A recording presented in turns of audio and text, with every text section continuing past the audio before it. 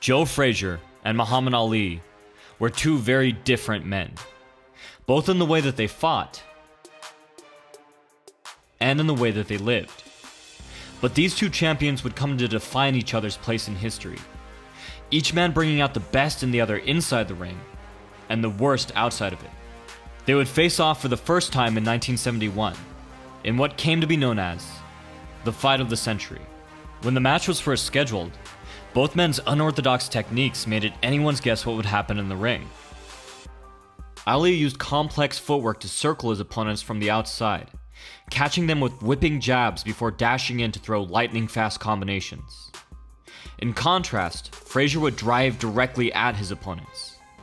Rather than use traditional footwork to cut off the ring, Frazier would just charge straight in, counting on his crossguard and phenomenal head movement to keep him safe. Both Frazier and Ali had some of the best defense of all time, but once again were polar opposites in the way they went about it. Frazier used his erratic head movement to make his opponents miss, ducking in under their punches to catch them with his powerful gazelle hook.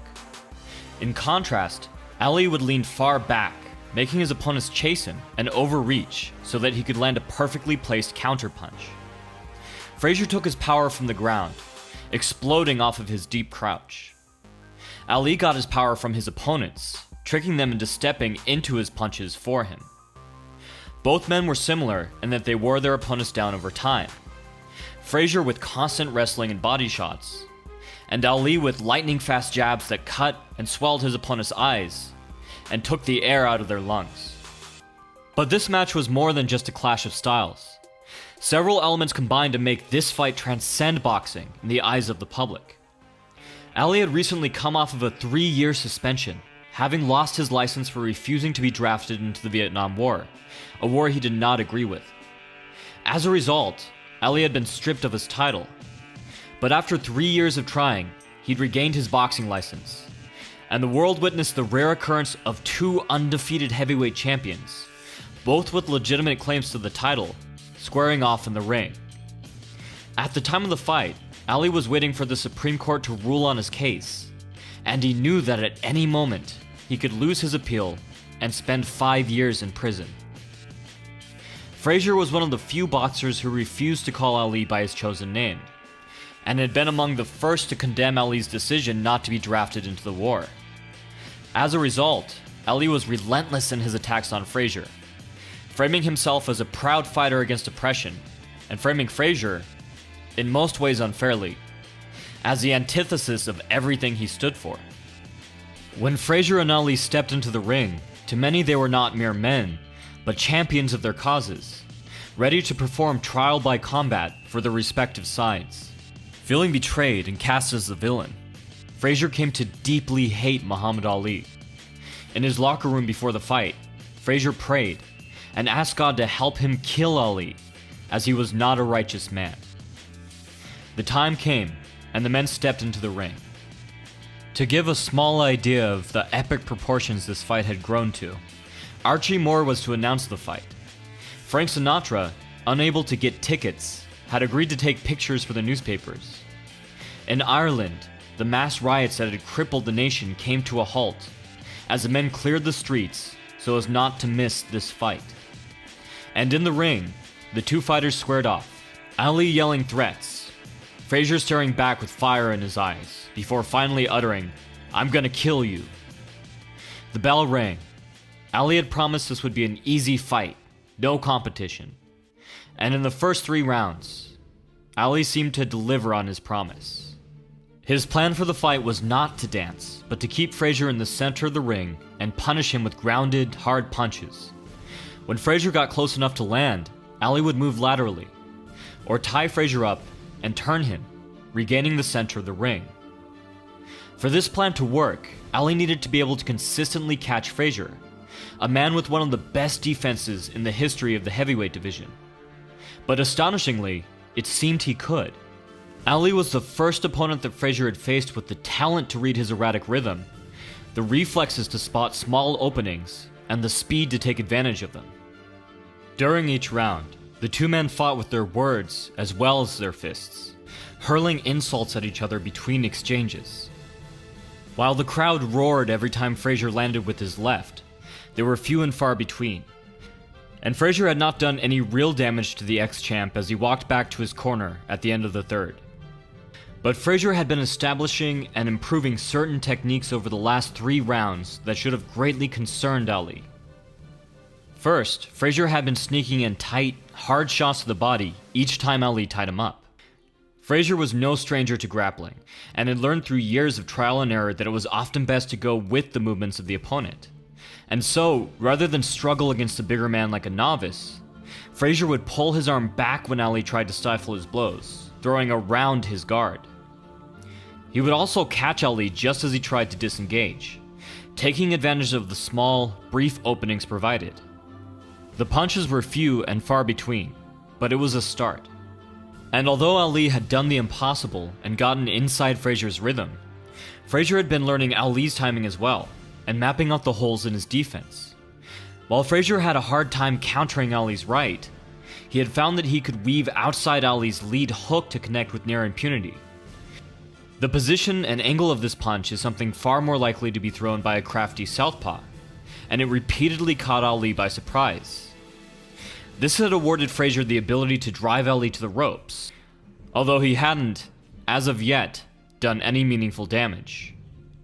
Frazier had built the foundations for these techniques in the first 3 rounds, and now, heading into the 4th, they were about to pay dividends. Round 4 began. At first, Ali continued to punish Frazier as he chased Ali in circles around the ring.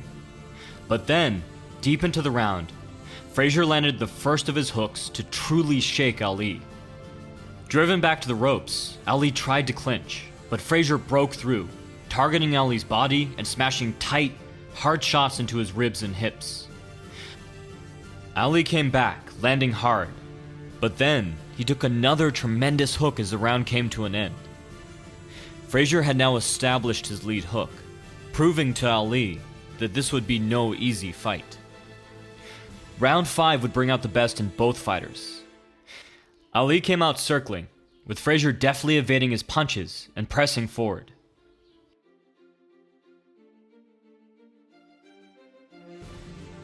Ali caught Frazier with a hard right, whipping his head back.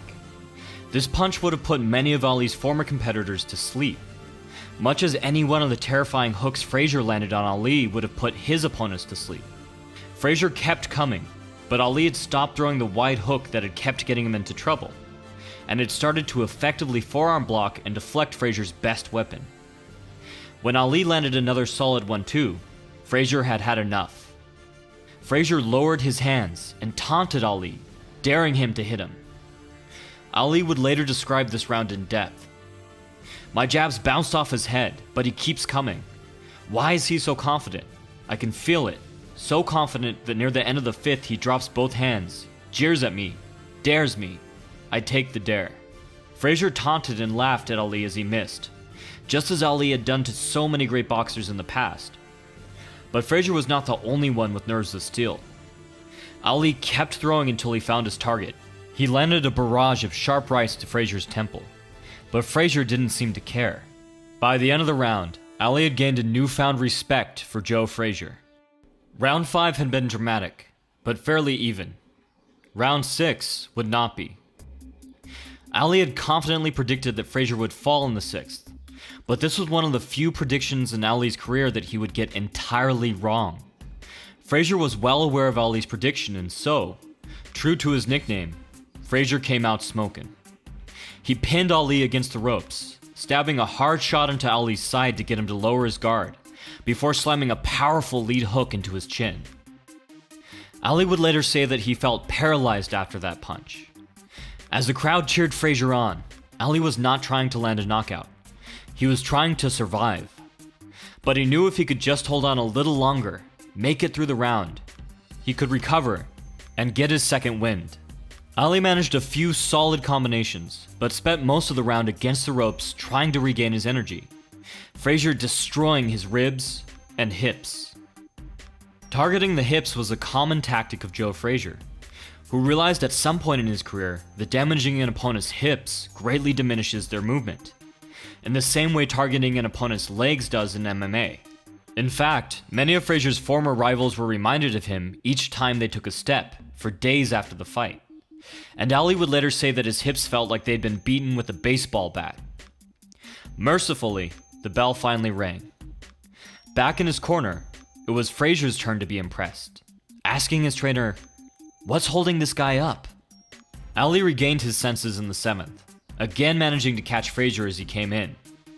Frazier took 3 or 4 shots for everyone he landed, but Ali was still exhausted, and by the end of the round, he had walked himself to the corner, fighting in something close to a Philly shell. In his corner, Ali had a terrifying thought. What if all of his detractors were right? What if 3 years out of the ring had taken his stamina, and there was no second win coming? In the 8th, the last of Ali's energy finally seemed to have left him. He lay against the ropes, trying to clown to buy time, hoping that maybe Frazier would get angry and make a mistake. But he didn't. Frazier smelled blood, and midway through the round, he tore Ali off the ropes, just to chase him back and unleash his anger on him again. Frazier had told Ali during their meeting years earlier, "You ain't never had to dig before. Every time you breathe, you be breathing right down on my head." There's another reason Ali was so tired, beyond the incredible blows that he had taken, and beyond his 3 years of inactivity. This was what Joe Frazier's style was designed to do. Rather than try to regain his posture when Ali leaned on him, tiring himself needlessly, Frazier would use his lower center of gravity to drive Ali to the ropes. Frazier had crowded Ali every second of the fight, never giving him a second to breathe, punching relentlessly, feinting and milling, keeping him worried, tiring his body and his mind. Ali made it through, and as he walked back to his corner, he knew if he wanted to win this fight, he would have to dig. In the 9th round, Ali came out determined to turn the fight around. He began to find his footing. As Frazier charged in, Ali's strength returned to him. His vision focused, and he began to connect again. Leading with his right, he landed cross after cross. For the first time in the fight, Frazier backed up. And for the first time since his 3-year exile from the ring, Ali looked for a moment like the Ali of old. At the end of the round, Frazier was bleeding from the mouth, nose, and a cut above his eye. But just like Ali, there was no quit in Joe Frazier. The 10th round was when Frazier told the press he would take Ali out of the fight for good. Frazier, determined to turn his prediction into reality, threw everything he had at Ali. But unlike the 6th, Ali was ready, and both men gave as good as they got. Ali caught Frazier as he came in, but Frazier caught Ali every time he crowded him on the ropes. This had now become an established pattern in the fight, with Ali landing several shots as Frazier backed him up, and Frazier landing a few hard shots as Ali tried to reposition himself back to the center of the ring. If this pattern continued, Ali could win by taking the remaining rounds on points. Frazier knew he needed to do something soon, and in the 11th, he got his chance. Ali had always counted on his reflexes. His distance and timing were so great that he could make an opponent miss by less than an inch, and then lead him right into return fire. But Ali's opponents had never leaped into their punches, and Frazier was able to travel enough distance to surpass the remarkable range of motion Ali had in his upper body. Ali had boasted that he had the answer to Joe's hook, that he would simply lean back and move. Frazier had shot back, "But I go to the body first. I get the head another time." His words turned out to be prophetic. Frazier caught Ali with what he would later describe as the hardest punch he'd ever taken in his life. Ali fell, and the ref ruled it a slip. While his true Ali did slip, it's unlikely he would have if he had not been first wobbled by Joe Frazier's punch. Ali shook his head and walked right up to Frazier, but he was shaken, and his reflexes were dulled. Ali couldn't seem to find the time to recover, and as the round went on, he was getting destroyed. Frazier was doing his best to keep Ali in the corner, but for Ali's part, he had to stay on the ropes anyways. They were the only thing keeping him up. So Ali tried to fight from the corner, popping out of his guard to insult Frazier before covering up again. He would steady himself, land flurries where he could, and then hold on again. But then, just as it seemed he may have recovered, Frazier caught Ali with a devastating blow to the jaw, followed by a deep, shearing shot across the stomach that bent him over, and then one more tight hook to the head that buckled his knees. Now, Frazier thought, now I have him. But Ali tied up Frazier, leaned on him, circled away.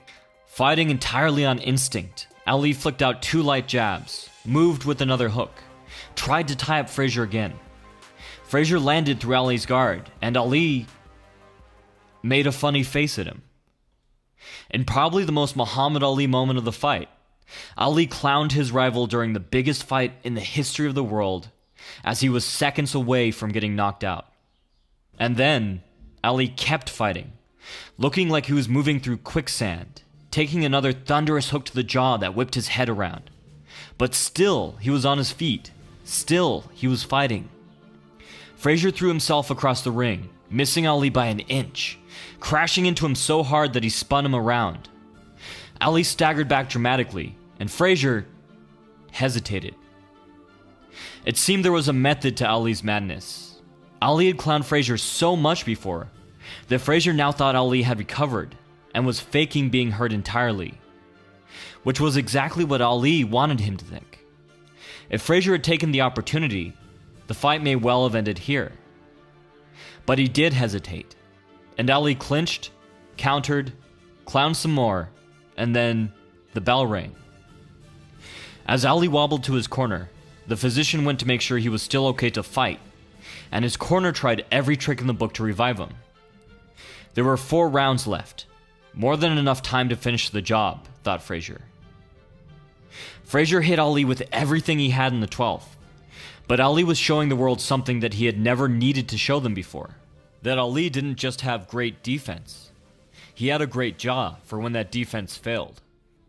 After failing to knock out Ali in the 12th, Frazier was absolutely certain that in the next round, finally, Ali would fall. But, to quote Joe Frazier, in the 13th round, the butterfly got his wings back. Ali summoned the last of his reserves, and through the next 2 rounds, he danced around Joe Frazier when he could, and leaned on him to stay on his feet when he couldn't. In the meantime, Frazier was finally showing himself to be human. With his pace slowed and his reflexes dulled, Ali picked at him, connecting almost at will. At the end of the 13th, Ali did something he'd never done before. He leaned in and fought Frazier on the inside, trading him blow for blow. In the 14th, both men scored heavily, with Frazier mostly targeting the body. Defense no longer seemed to be a top priority for either of them. They simply wanted to land, at any cost. By the final round, both men had been beaten badly. Both of Frazier's eyes were closing, and Ali's jaw was visibly swollen. He had pulled off a miracle 15th round knockout in his very last fight, and he knew he had the power to do it again. And Frazier wanted Ali down. As he later explained, "My adrenaline made me feel no pain. I didn't want to beat this guy. I wanted to knock him out. I kept moving forward, letting the punches fly. Hit me, I hit you. I don't give a damn. I come to destroy you, Clay." Midway through the round, Ali saw his opening. He stepped back at an angle and prepared to throw his right hand, hoping to catch Frazier moving into his punch, the same way he had caught Liston years before. But Frazier had seen an opening as well. He had gotten his distance by landing low, and now he loaded all of his power into his legs. At the same time, both men threw. But Frazier's timing was perfect, and he put everything he had into landing this one punch. Leaping off of his feet, Frazier propelled himself across the ring. Ali's punch landed harmlessly off target, and Frazier's landed flush on Ali's jaw. The greatest crashed to the canvas. Frazier had told Ali all those years ago, "They talk about how fast you is moving away, but you're gonna see how fast I am moving in." This one punch had sealed the deal, cementing Frazier's victory, and finally establishing him as the true heavyweight champion of the world. Ali rose to his feet, but the fight was lost. He tried his hardest, but without a knockout, the remainder of the round was nothing more than a formality. Frazier had silenced his critics and gotten the revenge he so desperately craved.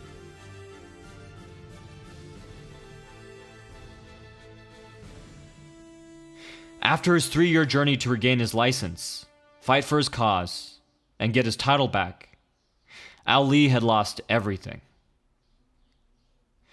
This was not the end of Ali and Frazier.